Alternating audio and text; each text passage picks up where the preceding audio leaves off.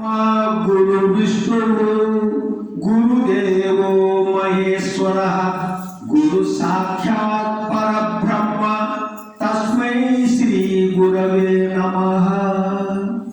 आपदा अपहर्तारं दातारं सर्वसंपदां लोकाभिरामं श्रीरामं भूयो भूयो नमाम्यहम्। मनोजवं मारुततुल्यवेगं जितेन्द्रियं बुद्धिमतां वरिष्ठं वातात्मजं वानरयूथमुख्यं श्रीरामदूतं शिरसा नमामि।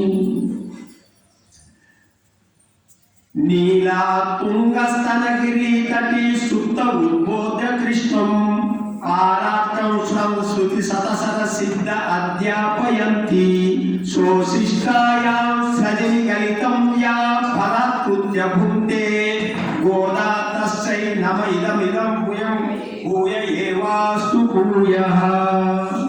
भूतं सरच्च माधवाय भट्टनाथ श्री भक्तिसार कुलशेखर योगी वाहन भक्तांग्रेणु परकाल यतीन्द्र मिश्रान्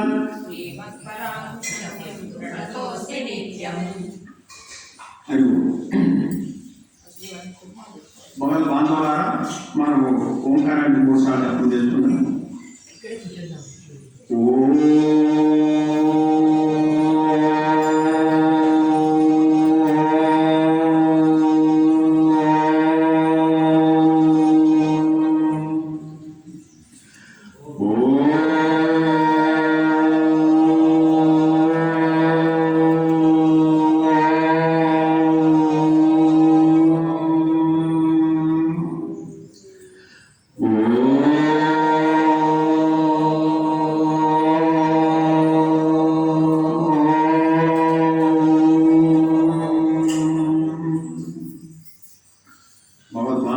అందరికీ హృదయపూర్వక నమస్కారాలు. మనం ఈరోజు 7వ పాసరం, నిన్న 6వ పాసరంలో ఒక మొట్టమొదటి గోపికని చెప్పడం జరిగింది కదా. అయితే మనకు ఈ గోదాదేవి ఈ 6వ పాసరం 7వ పాసరంలో మీ ఆధ్యాత్మిక మార్గంలో మనకు కావలసింది మొట్టమొదటిది ఏంటంటే తెలుస్తుంది. ఈ 6, 7 ఏముండాలి మనకంటే, ఈ యొక్క భక్తి మనం పెంపొందించుకోవాలంటే శ్రవణం అనేది ముఖ్యంగా చెప్తుంది. మొట్టమొదటి శ్రవణం యొక్క ప్రాముఖ్యత తెలుపుతుంది 2 పాసరాలన్న. 6వ పాసరము 7వ పాసరంలో శ్రవణం యొక్క ప్రాముఖ్యతను మనకు తెలుపుతుంది. అంటే భక్తిలో మొట్టమొదటిది ఏమిటి అంటే శ్రవణం. సో గోదాదేవి శ్రవణానికి ప్రాముఖ్యత ఇచ్చింది. ఆవిడ వేదాలు ఏది చెబుతుందో అదే గోదాదేవి కూడా మనకు చెబుతుంది. ఏంది శ్రవణం అంటే వినడం. ఈ 2 పాసరంలో వినడం అనే దాని గురించి మనకు ప్రాముఖ్యత చెప్తుంది. ఏంది వినడం? వినడం మనము ప్రత్యక్షంగా వింటాము, ఇంకొకటి పరోక్షంగా వింటాము. పరోక్షంగా అంటే అనుమానాస్పదంగా వింటాం. ఒకటి ప్రత్యక్షంగా వినడం అంటే ఏంటంటే, మొదటి పాసరంలో ఏంది మనం ప్రత్యక్షంగా వినము? పుల్లు సిలిపిలి కాలనేది అంటే పక్షులు కిలకిల రాములు వినబడుతున్నాయి అని చెప్పి. రెండోది ఏం విన్నాము? మునులు యోగులు హరి హరి హరి అంటున్నారు, ఆ శబ్దం విన్నాం. ఇది ప్రత్యక్షం. పరోక్షంగా అంటే అనుమానాస్పదం అంటే దేవాలయంలో శంఖం మోగుతుంది అని, అది మనకు కనబడతలేదు కానీ శంఖం అని మనకు ధ్వని వినబడుతుంది. దాన్ని బట్టి దేవాలయంలో శంఖం ఊదుతున్నాడు అని మనకు అర్థమైంది. ఇది వినడం. అంటే ఈ వినడం అంటే మన గురుపదేశాలు వినడం అన్నమాట. ఇది హరి హరి అన్నాడు అనుకో అంటే భగవంతుని నామాలని ఆచార్యుడు మనకు ఉపదేశం జరుగుతుందని భావించాలి. ఈ 2వ పాసరంలో కూడా ఇలాంటిదే వినడం గురించి మనకు ప్రాముఖ్యత తెలుగుతుంది. ఆ 7వ పాసరాన్ని మనం అనుసంధానం చేసుకుందాం. కీసు కీసెండ్రు ఎంగుం ఆనై చాత్త కలందు పేసిన పేచరవం కేటిలియే పేయి వెన్నే కాసుం పిరప్పం కలగలప్ప కై పేర్తు వాసుం అరంకులన్ ఆయిచియర్ మద్దిన్నాల్ ఓసై పరుత్త తైరవం కేటిలియే నాయక పెనుపిల్లాయ్ నారాయణమూర్తి కేశవనై పారவும் நீ கெட்டி கெட்டியே தேச முடியாய் திரவேலோ ரெம்பாவாய். ఇక్కడ కీసు కీసు ఎండ్రు ఒకటి ఇది ఈ మొత్తం పాశాలన్నీ ద్రవ్య గ్రంథంలో ఉన్నాయి. అయితే ఇంత ప్రబంధం అనే దానికి ఒక మనోహరంగా చిత్రించాలంటే పండుకున్నటువంటి ఆ గోపిక అడగకుండానే అడుగుతున్నదని అనుకొని ఈ లేచినటువంటి గోపికలు గోదాదేవితో ఆమెకు సమాధానం చెబుతున్నారు. ఈ రకంగా జరుగుతుంటున్నారు. అంటే అక్కడ గోపిక మాట్లాడుతున్నది కానీ ఆమె మాట్లాడదు. ఆమె మాట్లాడుతున్నది అనుకొని వీళ్ళు సమాధానం చెబుతున్నారు. ఈ పాశ్రంలో ఇది ఇలా ఊహించారు. ఇది పెద్దల వరకు ఈ రకంగా ఊహించినట్టు మనకు రాశారు భాష్యం రాసినప్పుడు. ఇప్పుడు ఇక్కడ వచ్చి నిన్నటి పాశ్రంలో పిల్లాయి ఎలిందిరాయ్ అన్నారు. పిల్లాయి అనేది ఒక అమ్మాయి, ఒక చిన్న పిల్ల లేక అమ్మాయి అంటే ఆమె భగవత్ అనుభవంలో కొంచెమే ఉన్నది. ఇప్పుడు ఈ అమ్మాయి ఏమంటున్నారు? పెళ్లి పిల్లాయి. పెళ్లి పిల్లాయి అంటే ఓ పిచ్చి పిల్ల.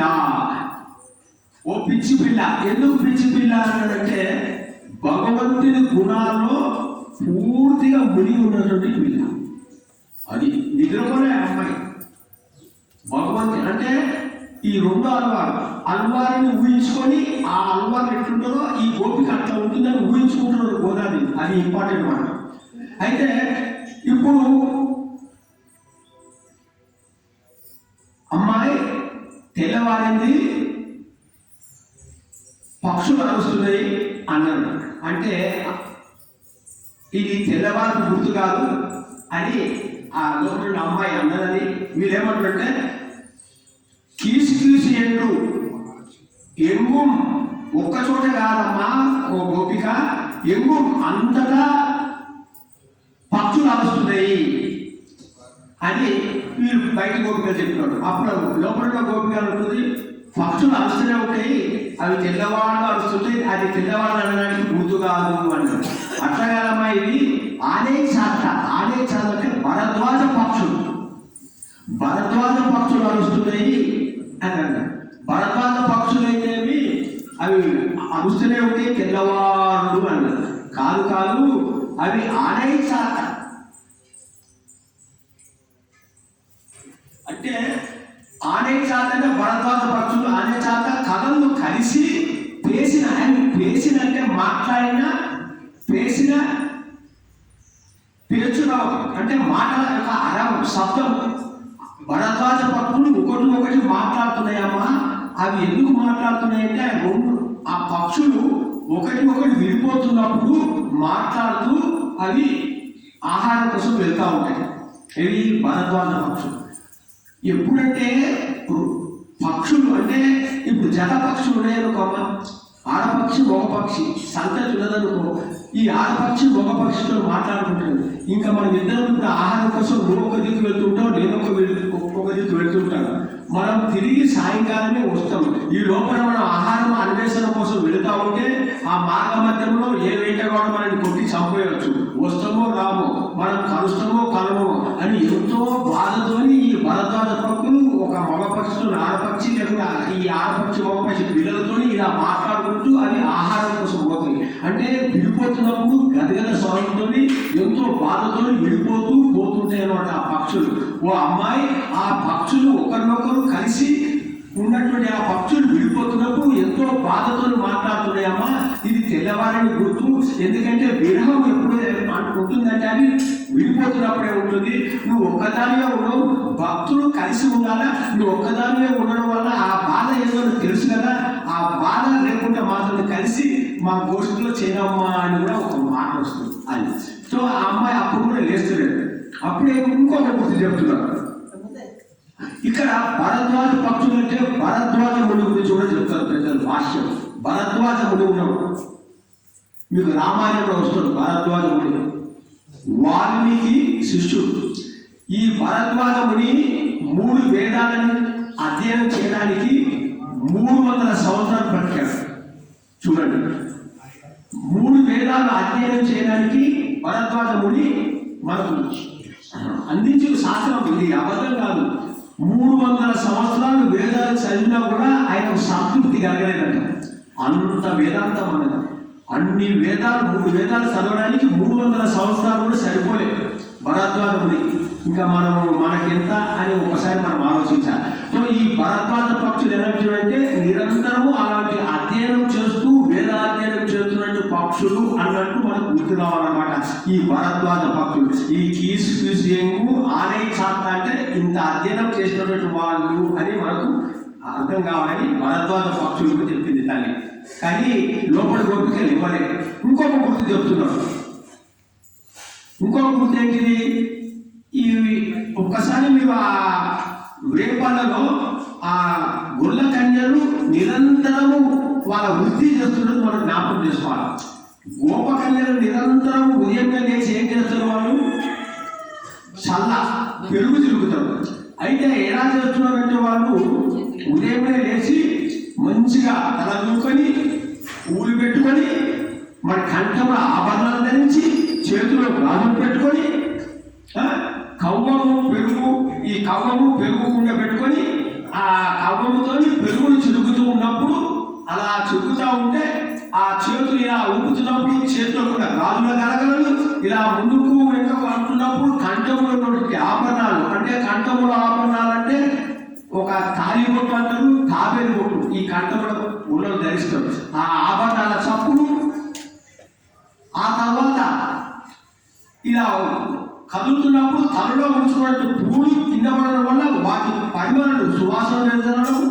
ఆ తర్వాత ఇలా ఆ కవ్వానికి పెట్టిన తాడు ఆ ఒడిపిడికి ఆ కవ్వం నుంచి వచ్చిన ధ్వని, ఆ కవ్వము పెరుగులో ఉన్నప్పుడు ఇలా తిరుగుతున్నప్పుడు ఆ కవ్వము పెరుగులో తిరుగుతుంటే ఆ కవ్వములో ఉన్న ధ్వని పెరుగుదని ఇన్ని ధ్వనులు ఆభరణ ధ్వనులు ఈ కవ్వము ధ్వని పెరుగుదని ఇంత గొప్ప ధ్వని అవుతుంది. ఈ ధ్వని వినబడతలేదా అని అంటే అప్పుడు కూడా శబ్దం చేసేది. అప్పుడు ఏమన్నదంటే ఇంక ఇది లాభం లేదు, ఈ అమ్మాయిని పోవడానికని నాయిక పెరిపిల్లాయ్. నాయిక పెరిపిల్లాయ్ అంటే ఆ నాయకుడు ఈ గోపకన్యలందరికీ నువ్వు శిరోధారం అనేటువంటి అంటే మాణిక్యంలాగా మెరిసే అటువంటి అమ్మాయి లేవమ్మా. ఎవరిని వాడుతున్నారంట ఈ గోపికలందరూ? నారాయణమూర్తి కేశవనై పాడవు నీ కెట్టి కెరిక్తియో.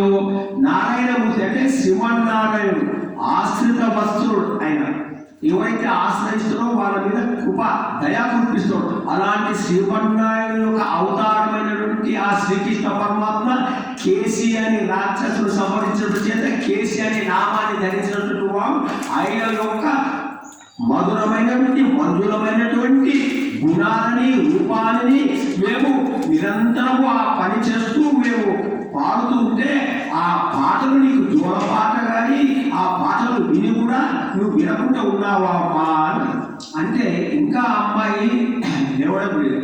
అప్పుడు ఒక అమ్మాయి ఆ కిటికీ ద్వారా లోపల ఏం చేస్తుందా అని చూసిందట. చూస్తే ఆ అమ్మాయి తేజస్సుతో ఉంది. ఎందుకు అంత తేజస్సు ఉంది అంటే పరమాత్మ అనుభవంలో ఉన్నది కాబట్టి ఆ ముఖము తేజస్సుతో ఉందన్నమాట. అందుకోసమే తేజముడియాయ్ ఓ తేజస్సు కలదానా తిరవేరో రెమ్మావాయ్. మీరందరూ నువ్వే బయటికి వచ్చి తిరువమ్మా. ఆ తేజస్సు మేము కూడా చూస్తాము, ఆ తేజస్సు చూసి మేము కూడా ఆనందపడతాము. నువ్వు మా గోష్ఠిలో చేరి మనం ఈ యొక్క వ్రతం చేద్దామని ఆ గోపికను బయటికి ఇదన్నమాట. హరే నమః హరే నమః హరే నమః.